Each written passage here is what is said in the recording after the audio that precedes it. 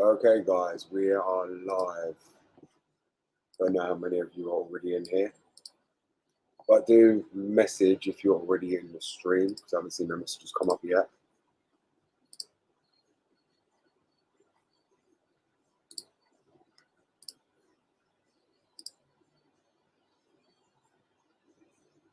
Tommy Bernard, hello, how are you?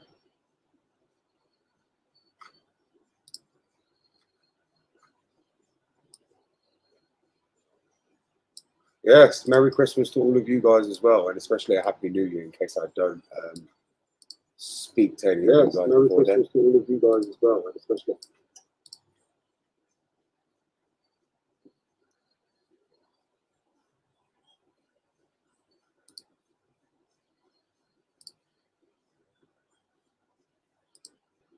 Good day, sir, from Seattle, Washington, North Carolina. Gustos, how's this going? It's good to see you in here, mate.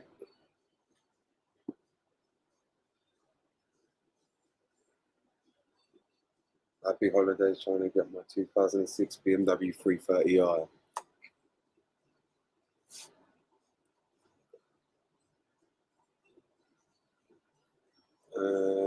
You think about M53 330xi. Them kind of things already on the video. I've already done a video regarding the M53. I would refer to that because that engine is very problematic.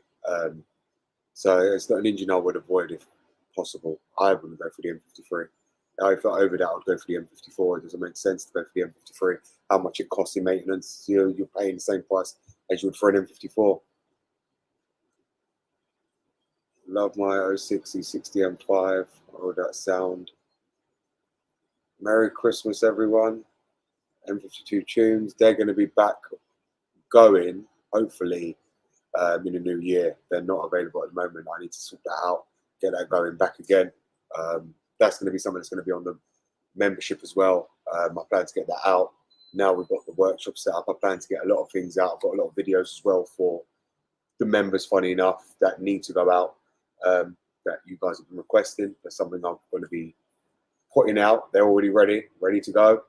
And they'll be going out for you guys as well on membership. A lot of the e-system coding, how to set up the icon, link it all up, to be able to program with that. It's got on the F series, G series, and so on. It's all going to be on there.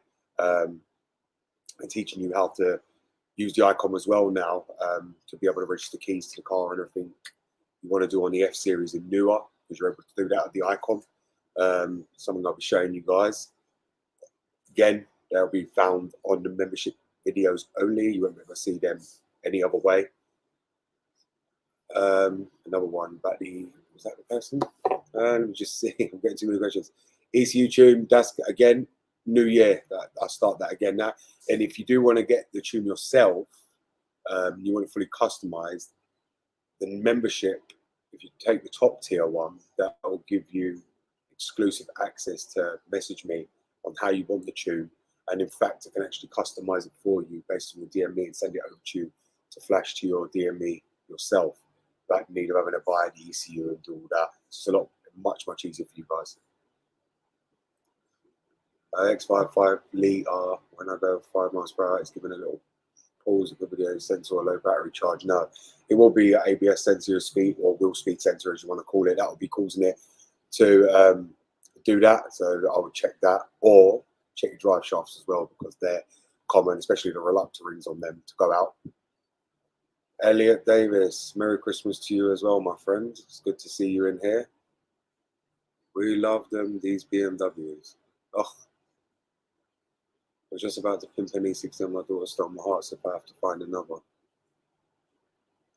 Green from Romania, Merry Christmas. What do you think about it for 2BT5? Should I sell it or keep it? That's all about personal opinion, and if you're going to get a good price for it. If you're not going to get a good price for it, I wouldn't sell it. If you're going to get good money for it, then sell it on, because to be honest, the B25 engines, B23, they have a lot of valve stem cell issues and a lot of Vanos issues as well. They wasn't very well put together, their engines. As many of you guys know, the cylinder and compression ratio was completely different on them to what it was on the B30. It wasn't the same. And that's the issue with it as well. BMW really messed up on them engines big time. So realistically, would I keep it? No, I would sell it, especially on that mileage. I mean, just sell it and try and get something with lower mileage if that was me personally. I've changed battery in my 5 Series, and I can unlock my car but not lock it, where I need to get a new key coded. Well, no, because if you're managing to unlock it but not lock it, that won't be the key. That's going to be your button inside. Either it's not pressing down on the transponder itself, or your button's just not working because it's not making contact with this circuit board inside the key. Therefore, your key is actually working, so there wouldn't be no need to actually replace the key as such, just to get the circuit board looked at. Or you can look at yourself. If you've got a kind of eyepiece microscope, you can look at the circuit board transponder yourself and be able to see if there's any breaks in the circuit board itself. You can either resolder it, solder a wire to it to make it work.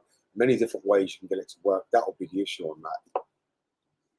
I have a 330 M53. I knew issues with cold start, fixed by changing injection system, and the pump HP and it's starting very nice and working fine. I think the M53 depends on how you maintain it. That's correct, it does indeed, but this price of the M53 injectors and fuel pump is the same price you would pay on an M54. So it doesn't make sense to spend that type of money on an M53, even though it's naturally aspirated, when you can actually just get the M54 and you have a turbocharged car, you know, and it's going to be a lot more fun and a lot more powerful than the M53. That's my take on it anyway. Personally, I wouldn't go for the M53 because of that reason. If the M53 used a lot cheaper parts and it was a lot cheaper to maintain, it makes sense. But when it's costing the same as the M54 on parts, it doesn't make sense at all. I have an E93 turning force done the motor now sitting with P0360 codal sensors and don't know anymore, and misfired cylinder 2 if reset running good but come back.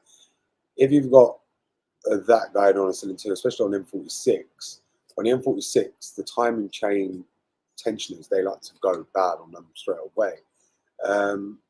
As for the misfire cylinder 2, it can either be the timing chain where it's either jumped or it's slack. 2, it can be your ignition coils as well on them. They like to eat up ignition coils. Thirdly, I would check your spark plug and make sure it's not covered in oil, because them engines are prone to head gasket failure as well. So I would check that.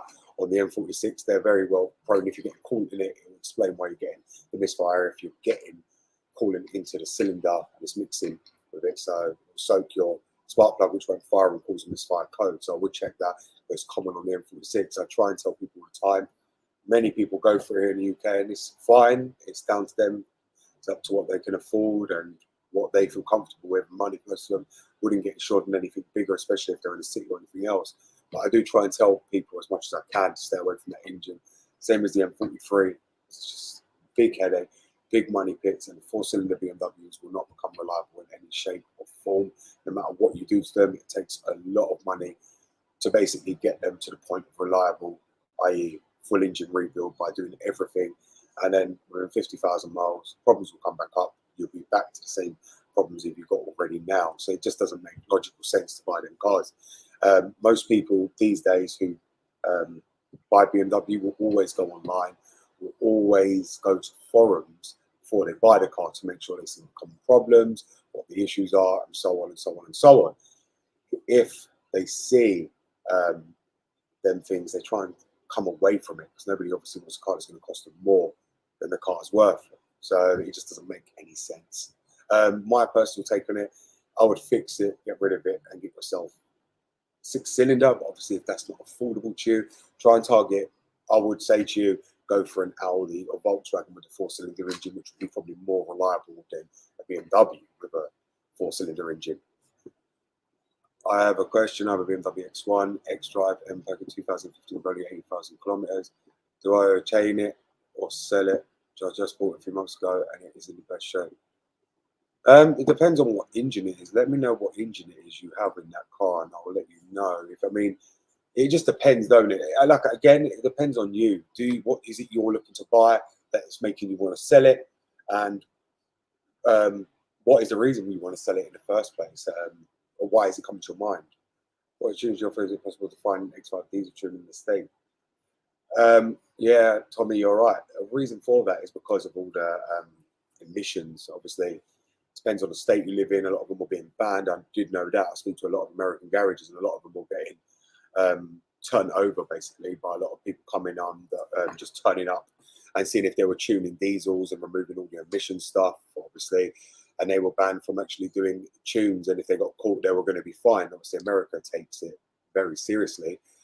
Here, not so much, but I'm pretty sure they're bringing out that law here where they're going to be taking it very seriously and banning it as well, where you won't be able to tune any diesels here. But I know in America they've got very hard on it, especially in California and a lot of cities like New York where people are doing it. I know it's got very, very hard there. Here in the UK, I would need your mapping from your car because in America, all the diesels are completely different, and you lot of guys have a lot of different emission-related stuff compared to what we do over there. So they are completely different. It's the same engine, but you have a lot more restrictive emissions to have the diesels over there. That's the problem. And I have noticed also since that has actually happened in the US, a lot of people now have actually been grabbing the M57 engine, the diesel engines over there. I've been seeing a lot of YouTube, especially in America, getting that engine, which is good to see because there wasn't many American people actually who knew about that engine or even liked it. And now you're seeing them pop up all over the place in the US, and it's really good. They've come up cheap. Everyone's now getting onto them, buying them, doing videos, which I think is a good thing anyway, if I want to see you. Because to be honest, there wasn't much information out there. In fact, Americans are now starting to know, get into them. It's a good thing, you know, and I'm glad to be honest, they've been seeing what we've spoke about, a lot of the UK people about them, and now they're willing to take on board that and buy themselves one. So it makes sense. I mean, at the end of the day, there will be some people you'll find back street or people who do it from home that will, you'll be able to find a tune probably in your country. It just depends on who you know. So, you know, it's all about you really just finding the right person to be able to do it probably over there. But of course, for me to do it, I'd need the flashing from you, flash your mapping from your ECU, and obviously that isn't an easy job to get unless you have the right tools yourself to be able to get it and then send it over to me. So it's not a simple job. It's probably easier for you to find someone there that can do it for you. What do you know about the 2023 X5 refresh? I've seen it, but to be honest with you, I'm not interested in it. And as for the X5s, I've lost total interest in them, if I'm honest with you. It's just not, cars are not for me. I had my use from them, and that, you know, the honest truth about it is I had a use for it. I don't know more.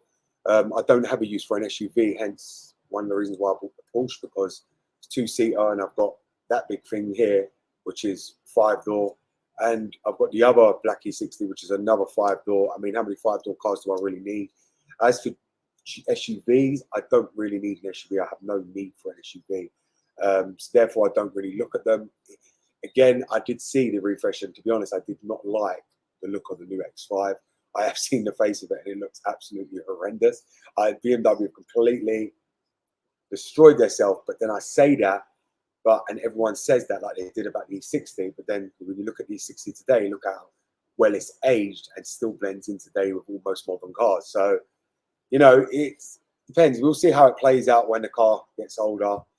People take a liking to it. I suppose everybody hates it. As soon as BMW changes styling, people just can't get used to it, and it causes a lot of controversy between BMW enthusiasts and BMW themselves because they're trying to change something to make it more appealing. Other people aren't happy about it.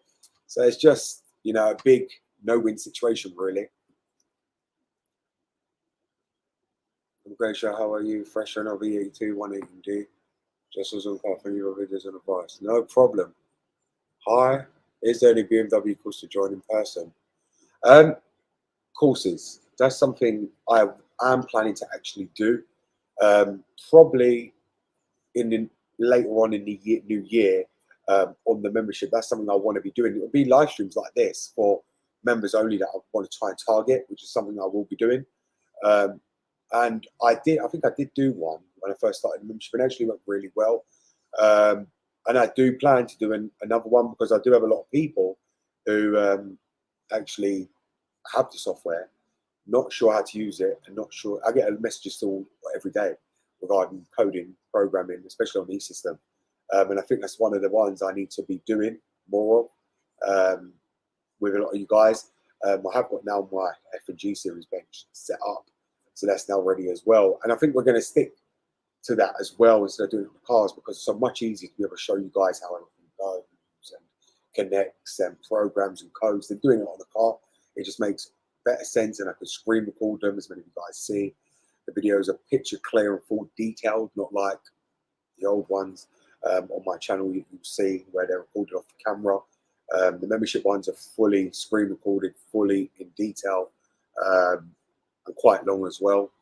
So people have been enjoying that, and the members do keep coming and coming and coming on that, which has been really, really good to see in the last 10 months since I've been on YouTube.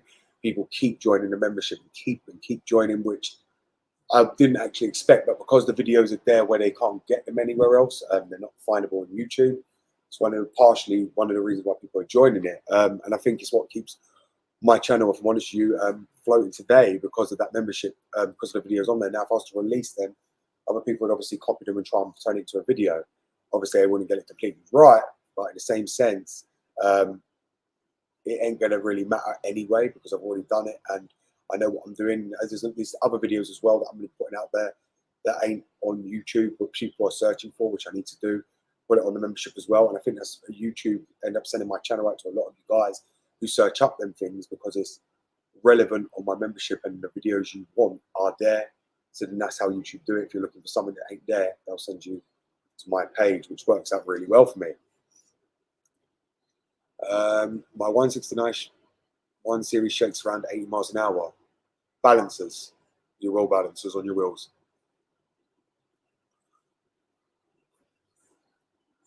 So you prefer turbocharged natural aspiration in terms of power reliability? No, honestly, I'll tell you this: I don't prefer turbocharged cars. I prefer naturally aspirated, but the M53 is as expensive as running the M54. Now, if it was completely vice versa, and for instance, the M53 was as cheap as running the M52, the M53 was as cheap as running the M52, I would say keep it. There's no point to get a turbocharged car, but it's not. You're paying the same price for the M53 as you would for an M54 injectors and high pressure. It just doesn't make sense. On my logic, I don't see any sense in it. I wouldn't buy one personally, but other people will. So it just depends on you. Like I say, it's up to you what you want to do. I don't like turbocharged cars. It's just not for me. I had my M135i. As much as it was enjoyable, it got boring. And I think purely because it was another BM. And to be honest, I'm getting very bored of the brand as it stands today. Obviously, my side of things with BMW brand sits with coding and programming and doing what I do. My side, luckily, doesn't fall into the repair section, so I'm quite blessed with that. Many others do, and I think, to be honest, I think I want to continue with the coding and programming side, because that's what most people subscribe to my channel for and what they know. I mean, the repair side of things was for M52, which that car has got a lot to be done, which that car is going to be getting taken care of in the new year. But as for that side of thing,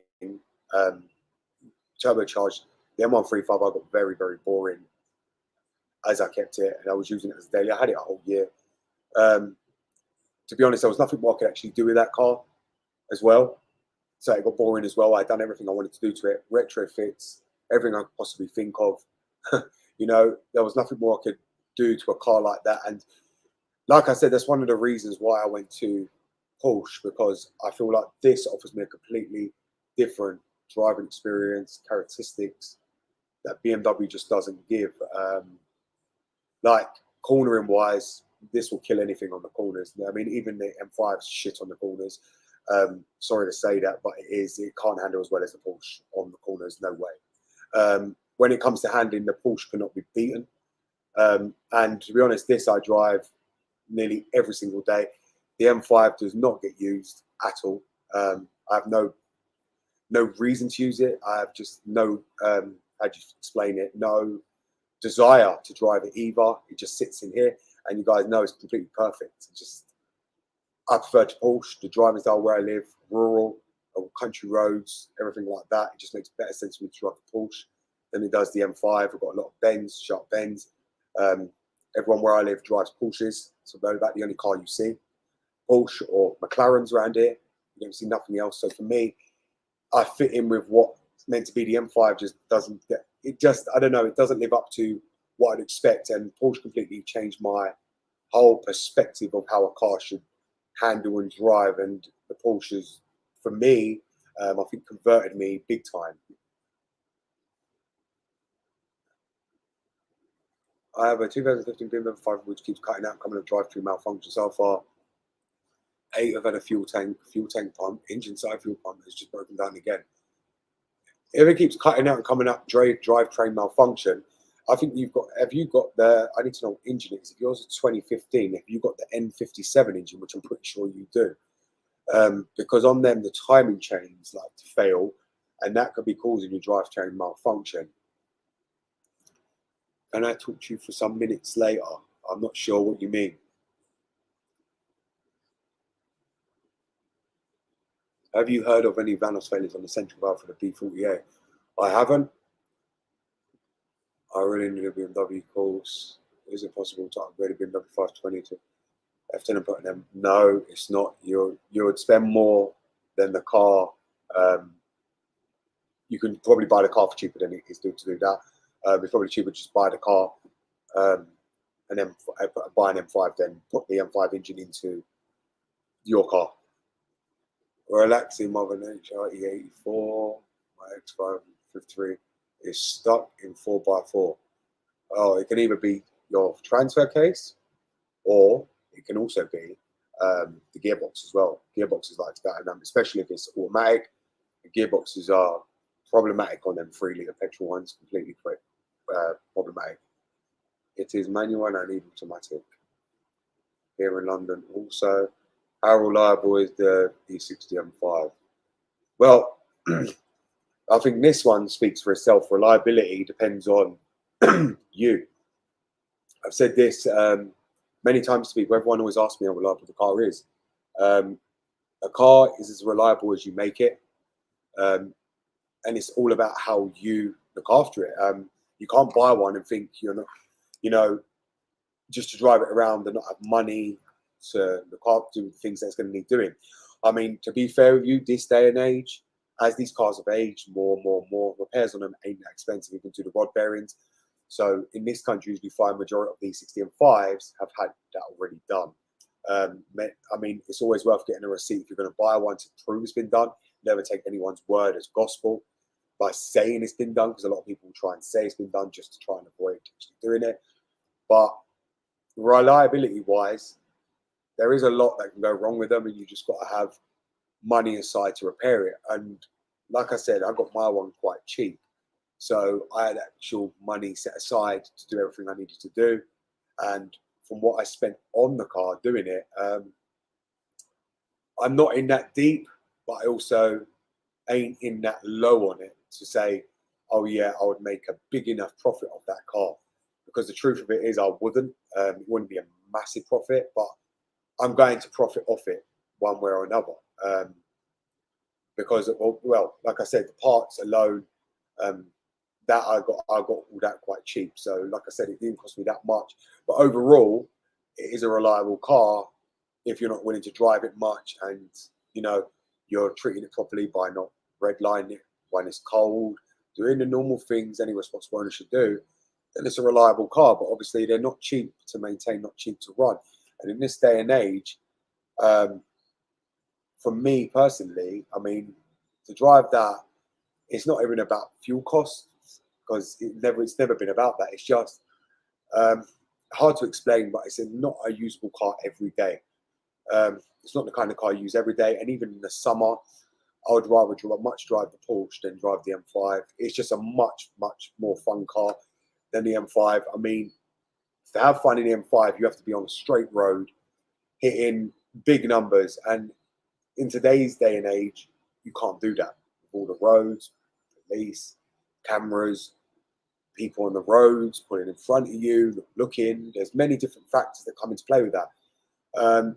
With the Porsche, it's the kind of car you can use every day.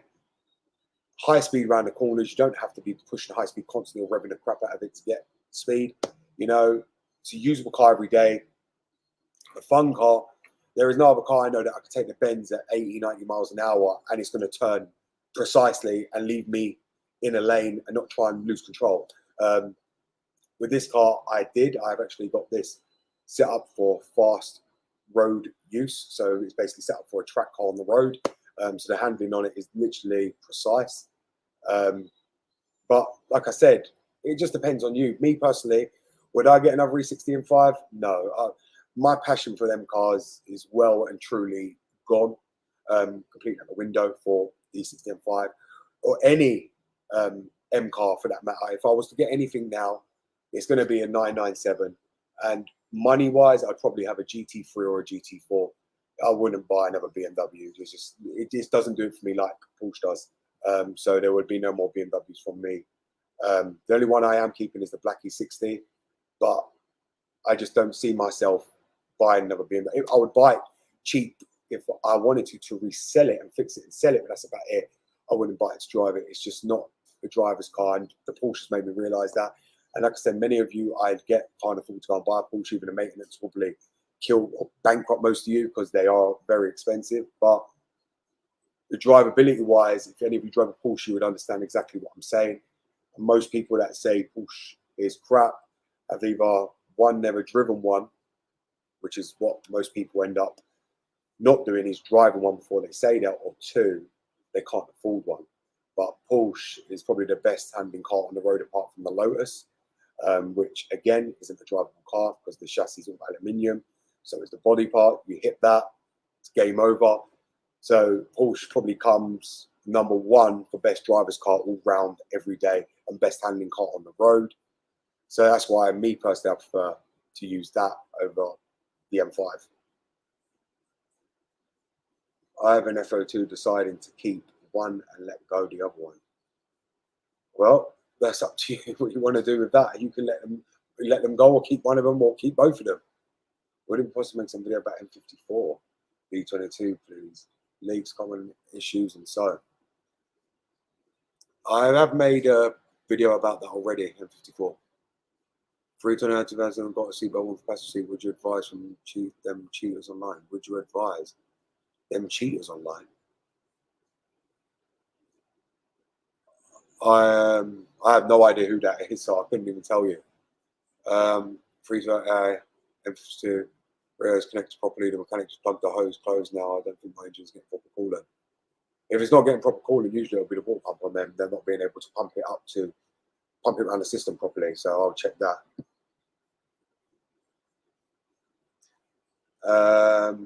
Let's see what we got here. Merry Christmas, thanks for everything. Got my 2000 and it was that my 2004 645 electrics. I've got mad windows one down, passenger door won't unlock. Unlock random issues with lights and warning lights. Let me see part two of the airbag. I replaced the battery and all electricians repaired and a bit of solder to the same issues. Well, can you explain to me where he soldered and what he soldered? So I know, because that could be causing your issues, what you got right there. 305,000 kilometers. If I buy, do I need to change timing chain? It was decently maintained, otherwise, but not change the original clutch. No, you don't have to change the timing chain, or if it's been well taken care of, oil changes on time and everything, then I think to be honest, you could get away with not changing it, having to change the timing chain. But to be fair with you, even if the timing chain did fail, a new engine for them are not expensive. Doing a timing chain, that engine isn't hard. So it isn't a big deal anyway. But to be honest, you should buy it. It's not going to cause any issues. If it's the only problem that will cause an issue is the original clutch. That needs to be changed because that looks like it's going to cause you an issue being on the original clutch. So I would change that, if anything. Thanks, Doctor. Is the BMW Doctor becoming a Porsche Doctor anytime soon? I'm not planning any changes for this channel. This channel is always going to stay as coding, programming, and whatever else I want to make it. Like I said to you, BMW is not going to leave fully my life. It never has done. And like I said, I've been doing this since I was 16. So for me, I don't see this ever going to leave my life. BMWs, even neighbours have them, things like that. You know, so it's always going to be something that I'm going to be involved in. As for Porsche, I'll get onto Porsche now. As soon as you're asking about that, Porsche channel, yes, is coming up. That 100% definite. I've been actually well received about setting up a Porsche channel, and everyone's been telling me to do it. Since owning this car, I've managed to gather quite a big community. Got very well known in the community of Porsches, Planet 9, all the Porsche forums, the 987 forum, and everyone's telling me to set up a channel because obviously, looking at this, you see what I do. There isn't no one for Porsche that actually does coding, programming, showing them everything about it. A lot of people are just doing the engines because it's simple stuff. On them dropping a Porsche engine is not hard at all, but nobody's over there helping them, and they want someone to come who knows what they're doing, who's set up properly to do Porsches. Problem with that is because bore score is such a common issue, so is IMS issues. Me doing a Porsche channel, I'll end up inundated with customers wanting to bring their Porsche to me for having the engines taken out or the IMS done, things like that. And where I live, everyone drives Porsche, told you. So it ended up being a massive flux of Porsche people. So that's what I don't want to happen. But on the forums, everyone is telling me to set it up. Everyone else I speak to is telling me to do it because it's not been done. Most people that do Porsche only do one video here, one video there. They're not doing really many videos about it. And really, I missed out big time when I overhauled this car because there's not really a detailed video of dropping a subframe on this and doing everything I've done there. There's no videos really doing what I've done to this car because this needed a complete overhaul, and most people don't have that money. As I said to you, most people with Porsches end up leaving them on jack stands or for months and months, and you know, not being able to repair them because they got to wait to get the money to be able to spend on the parts. But as I said, Porsche-wise, yes, there is a Porsche channel coming. I think I'm going to be pushing that out really hard. There's a lot of people that are looking forward to it upcoming. A lot of people in the community. A lot of people look forward to it. And obviously, bear in mind, I've got 987, not 986. Everything that relates here relates to the Cayman. So it's a win-win situation for me. So it's a big load of people to subscribe to me and whatever else, which I'm really looking forward to. And it's a really an open market. It's not like BMW where it's so diluted. Porsche is like an open market right now. And then that's why I'm going to target it. It's also not cheap to get into. So many people can't get into it unless you've got money to play with and money to invest into the car. And obviously, I did say to you guys, I think on the first week of January, I get my 997. Deposit's already been paid. It's one of my neighbour's cars around the corner. He's just bought a 2022 Carrera S convertible. Yes, many of you are probably thinking that's like £180,000. That's correct. That's what he paid for it. And yes, they're rich folks. So they just bought that. He was actually going to scrap his 997 because it's got bore score. But I offered him a good price for it. And I'm bringing it and I'm going to be taking the engine out and we're trying to get that rebuilt. So yes, that's going to be something I'm going to be doing for New Year as well as the BM. So I'm going to be doing that as well. So yes, I'm going to have finally a 911. That's a Carrera S. So it's the 3.8 Tiptronic again. So I'm quite looking forward to doing that car because that car is going to be absolutely a beast once I finish with it. I have big plans for that as well coming up. Who else has asked me a question? What do you think about G30 2008 2-litre diesel? The 2008 2-litre diesel, what are known problems? I've done a video on that. The G30's got the same engine as what I've done. It's the B47. If you go and look at my video on that, you will be able to see the common problems on the B47. And that's the same engine they used on the G30. But I do believe they are actually reliable. I haven't heard really many people having any issues with the B47 engine. It's actually become very, very reliable. Not like the old M47. So if that's any guidance for you, I hope it will help you because I don't see any problem with going for the G series. They're still new. Most of them will still be under warranty. They'll be low mileage. So I would go and buy it and not have to even worry or fear. Sorry, Doc, but I'm just laughing at some of the questions being asked. I admire your patience in reading some of them. Can I send you a picture video of the coolant leaking out? So you can indeed. You can send it on my Instagram if you really want to, sir. Just add me on the Instagram. My Instagram is actually in the description, and you can send it that way, and I'll be able to take a look at it when I can.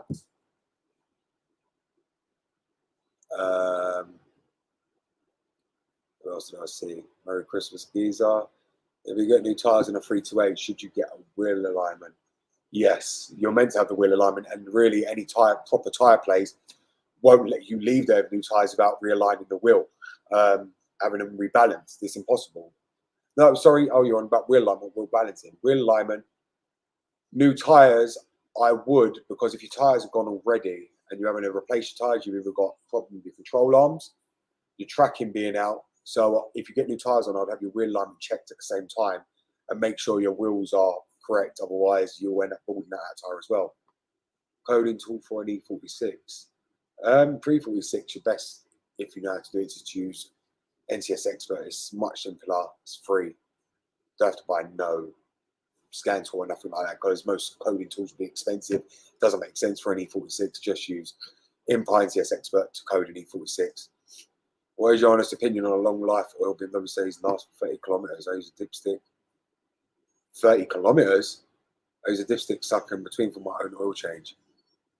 I don't think it lasts 30 kilometers. I think you mean 30,000 kilometers. And I would change it way before that. My oil in all my cars are changed for 4,000 to 5,000 miles every time. I know people think I'm nuts, but as I've always said, oil is cheaper than a new engine. And most people do not want to be doing an engine rebuild. So my take on it is always be changing your oil every 4,000 to 5,000 miles. All I know is it was one tiny bit of solder on one of the modules. Well, you're going to have to let me know what module it is, because if that module's been soldered, if I was you, I would change that module. You can't resolder it. You're going to have to replace that module and recode it and reprogram it to your car. There's nowhere around soldering modules to try and get them to work. It just doesn't work. You're going to have to find out which one it is and let me know. I am from Brazil and I like your channel so much, your channel. Thank you very much. Any must-do things on what I should do to my 630? Really, the must-do things, I think I've got enough videos on the M52 on what to do. I don't really want to go into repeating everything, because everything is on my videos, but there's a lot to really do to keep them cars in tip-top condition. I mean, my plan for the black one, as it was the start of this channel's car, I don't plan to ever get rid of it. My plan is to overhaul that, and I mean full body respray.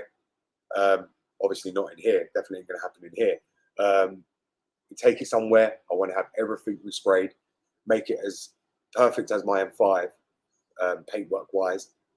Get everything done, which I've come to my head now that in the new year, instead of taking the subframe down, holding the engine up by a cherry picker and trying to do everything, put it on my lift. I'm just going to take the engine out and we're going to do everything on an engine stand. It's much easier. Having a lift, I'm able to do that now, so I'll just take out the engine. We'll fully do everything that needs to be done. We'll document everything on it, and we'll also take the valve cover off, make sure everything's running fine, which it is. The car's still running absolutely perfect. But I also need to do the oil pan gasket.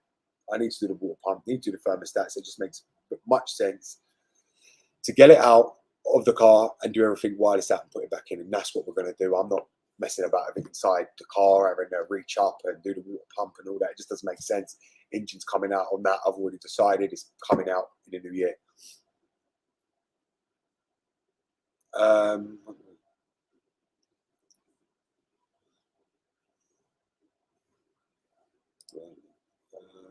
What do you think about F10 550 2011?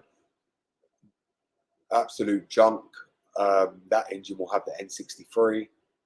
I wouldn't touch it. As far as I could throw it, I wouldn't touch an N63 car. Same way I wouldn't touch an S63. It's not the engine I want to be tying my hands into. Cost isn't an issue. Just it's a big heap of crap that I just don't want tied up here on my lift, and having to pull this coolant hose out, pull this coolant hose out. Too many coolant hoses on that engine. It's an absolute like a spaghetti junction, and it just don't interest me one bit. America's during your phone. I've watched many of your videos. My phone is 332 and there is an alert with a passenger seatbelt going on in his car. Okay, if he has that, that's going to be the occupancy mat sensor on his passenger seat, which is going to need to probably code it out or replace it, which ain't easy, especially on that car, but there is people that can do it. Do you know anyone who's got Index 11s? Index 11s, I don't. It's not something I even look up because I have no need. But obviously, a quick Google search will show you where you can probably get them. I hope you're well. Thoughts on an E46 320D? E46 320D. It's hard to really say on that, and I'll tell you why. Because, like many of you guys know, I'm not a fan of diesel. Never have been. But as I say, it's a cheap way, especially with the way things are going in the UK with the ULEZ. It's a cheap way to get into BMW, a cheap and affordable way. And especially if you don't live or go into a ULEZ area, then it's a perfect car for you. But my thoughts on it is it's a reliable car. The M47 engine is reliable. It doesn't really give many issues. It's as reliable as the M57. It's not like the N47. It just depends on you. If that's what you got for your budget, then I would just go for it. But me personally, I wouldn't go for a 320D. But obviously, if that's what you're targeting, then go for it. It's going to be a reliable car anyway. It's an old diesel engine. Obviously, it's not going to make great power like new ones. But obviously, if you want to remap it, go ahead, remap it, and you'll get more power from it. Again, that's something I'm against. So, you know, it's not for me, but everyone to their own. I'll let you decide on what you want to do with that. But if I was you, I would go and test drive it and make sure it's right for you before buying it. Or if you have one, then be happy with it. If you're, I don't know if you're asking me my thoughts on it in regards to not knowing if you want to sell it or keep it. Again, it's up to you. Everyone has their own opinion on cars. Everyone decides on what they want. I'm not there to tell people what they can and want to drive. You know, look at me. I'm driving a Porsche. Anyone telling me I can't drive that? No. Everyone, up to other people, their money pits and whatever else people call them. You know, a car not for them. Most people would go for a Z4. But, you know, overall the Porsches are much more better looking car, more stylish. And I just think much, much better around the corners than a Z4. And that's been proven many times. Porsche beats the Z4 in looks, in drivability and handling. The Z4 would not handle like this. It's a front wheel engine with a rear wheel drive. You know, it's not a mid-engine car. It's never going to handle as good as a Porsche. So that's one of the reasons why I opted for a Porsche, not a Z4. Because like I said, before I bought the Porsche, did a lot of research on them. Z4 I already knew about. If I was going to buy the 3 litre it was going to be the M52, so the engine I knew that wasn't even an issue for me at all. But I wanted to see what people are saying, and people had driven a Z4, and everyone said this was a better handling car than the Z4. And the gearbox on it is a Mercedes gearbox, so it's not your BMW one, so they're super reliable as well, being an automatic CF5. Super reliable, so that's why I trusted it as well, because it's got a Mercedes gearbox.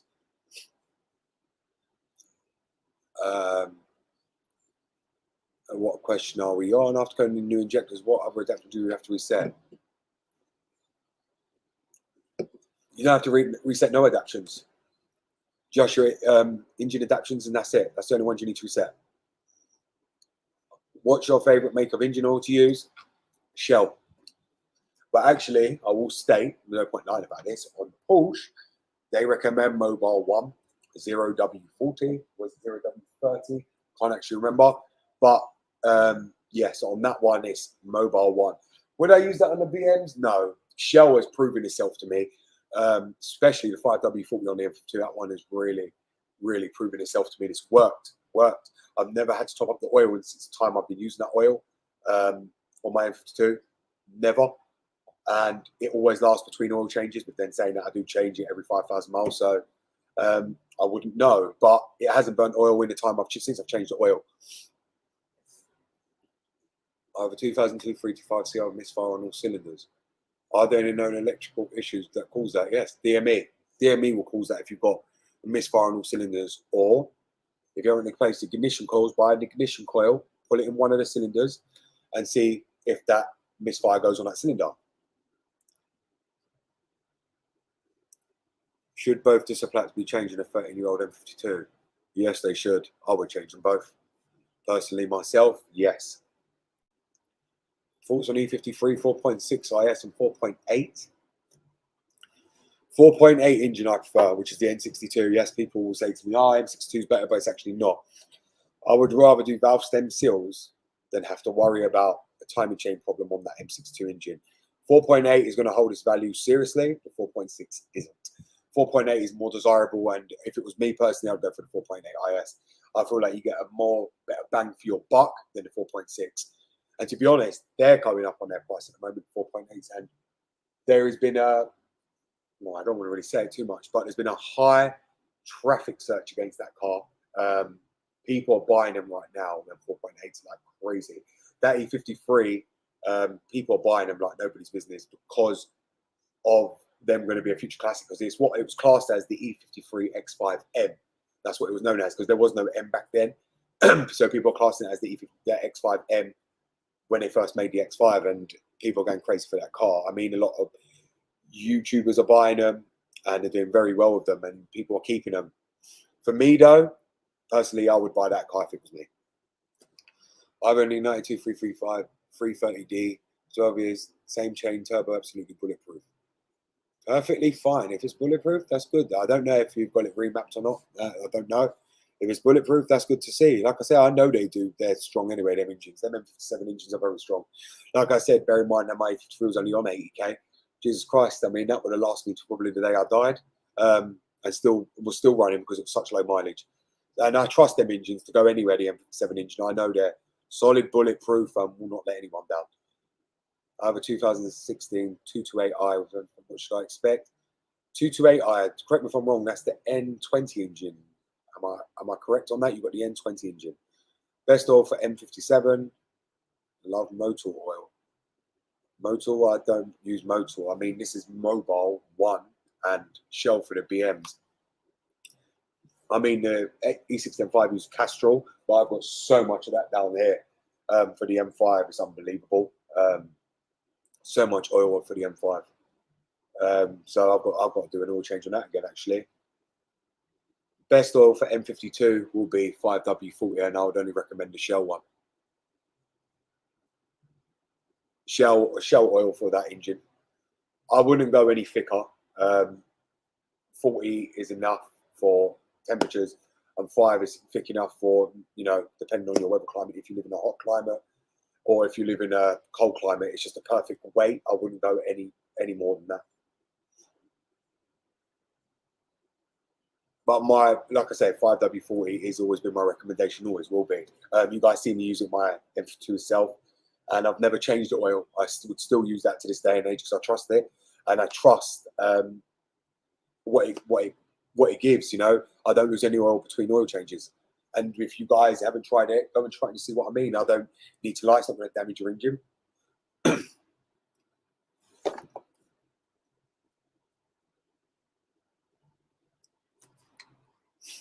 Louise from Bulgaria must be one of the most unselfish YouTubers out there. Keep it up, and we appreciate your efforts, time, and energy. Thank you very much, and I appreciate you watching from Bulgaria. I do try, and I will say a lot of people probably notice I've come back on a different kind of vibe. A lot of people have been noticing that and commenting on my videos.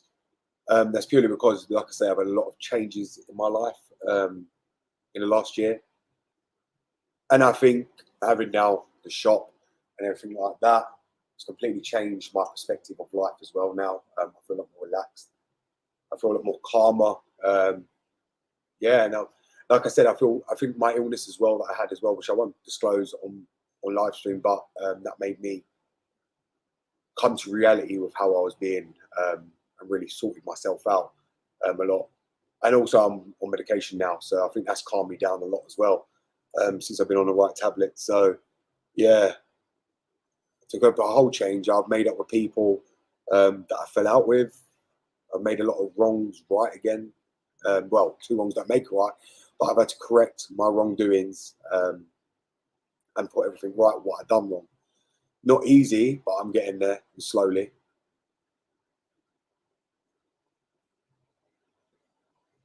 And obviously, like I said, I mean, I'll try and be honest about what's going on. Like I said, BMW is going to stay. The channel will stay. But my main focus for the new year is going to be the Black E60 and the Porsche. I might have to pull the engine out of the Black E60, get the car out of here, and put the Porsche on the lift and get that engine out. But, you know, so I've got 2 engines to be pulling. So I'm going to be doing that. But yeah, that's going to be, I want to try and be doing 2 channels. I think it's worth it. I mean, everyone seems to be setting up 2 channels now. I'm running 2 channels, and very confident I can, just like I did with the BMW channel, bring it up very quickly. I'm very confident I can do it the same thing with the Porsche, because there's a lot of people that need it. Where a lot of people that try and do Porsche on YouTube don't stay consistent to posting, or just don't do the things that people want to see, because they're not got their heart and soul fully committed to it. And you have to with YouTube. If you ain't, you won't get where you want to be with YouTube. So you really have to put your heart and soul into it, and that's what I'm willing to do with the Porsche as well as the BM. Obviously, the BMW one, I've done that, and it's really paid off. But like I said, guys, this live stream, I am going to close it out, because obviously I've been live for an hour, and obviously I know many of you have got families to get to. I don't want to keep you guys here any longer than needed. I don't want to keep myself here any longer than needed. I've got a party going on back at the top of my house, which I need to get to. But it's great to obviously see all of you guys in the live stream. I'm glad to see all the support that you guys still give me. I'm going to thank every member that's still supported me for the last 10 months. We've got 154 members. Let's check while we're here. I believe we've got 154 as it stands now. Yes, 155 now. 155. So it's 155 from today. Someone must have just joined from here. But yeah, so it's really good to see, and people are coming at a flux on that, and it's just I'm really enjoying it at the moment. Like I said, you guys have supported me, all the ones that did support me even though I was gone. There's a load of you that have kept supporting me, kept watching the videos, making this all possible, you know, making what I got possible, because it wouldn't have been possible without many of you guys keep watching, joining, subscribing, become members. And that's one thing why I wanted to come live, to thank every single one of you for that, because none of this would have become a reality without you guys, you know. So therefore, you know, a big thank you to all of you. But like I said, guys, you know, I don't want to keep any of you guys here longer than needed. It's Christmas Eve. I'll let you all go and be with your loved ones, family members, whatever else, and I'm going to go and do the same. Now is not time to be in my shop doing anything with cars. I've already had the orders from my missus not to be messing about with cars until after the new year, so I'm not going to be doing that. But yes, guys, I do plan to put a video out probably after Christmas now, because I've done a live stream. In the new year, we're going to focus on the Blackie 60. That is the main focus for me on this channel right now. I've also got a load of membership videos that are going to be dropping on there. So if you guys ain't members, do make sure you go and join the membership, because you won't be able to see them unless you are members. If you don't do that, and just support any of the things you see down the bottom. It also gives you one-to-one help via Instagram. If you need your questions answered and I don't answer your comment, I don't see your comments, or you know, because I am very busy, but on the Instagram page, I can either do video call with you, I can either chat to you, whatever your problem is. You can show me the problem, video it for me, and I'll help you as best as I can, as always, and I'll tell you what to do and how to obviously fix it. I do know a lot of you get a lot of problems with your cars, and I do try and answer as many questions as I can. But I'm sorry if I can't, because there's just too many comments. As you guys know, it's just impossible to answer every single one. That's why it's probably best to message me on Instagram, because I do sit down, go through them, and then I will answer them as time goes by. If you are a member, just let me know your membership name, and I'll come and look. If you are a member, I'm willing to give you my devoted time to help you guys with your problems. You know, it's not an issue for me. But as I said, guys, thank you very much for coming to the live stream. Like I say, I wasn't expecting a massive flux of people today. It's Christmas Eve. Also, the USA people will be busy still out in their time at the moment. It's only like 12 o'clock in the afternoon, so I don't expect it, but it's good to see the people that are here. I appreciate all of you guys. Thank you very much. And I hope to see you in the new year with the 60, and just look forward to the new videos I've got coming out. They were all shot weeks and weeks ago, so they will be coming out, and I've got them to come out. But like I said, I'm not going to post them now the way YouTube is at the moment. As soon as it decides to come back on and up, I will post them. But thank you so much, guys, for actually coming. I appreciate every single one of you that donated as well, every single one of you that joins the membership, every single one of you that managed to make it today. Enjoy your Christmas, guys. If I don't speak to you before then, enjoy your New Year too. Happy New Year to you, your family, and have a good day today and tomorrow. And thank you very much, guys.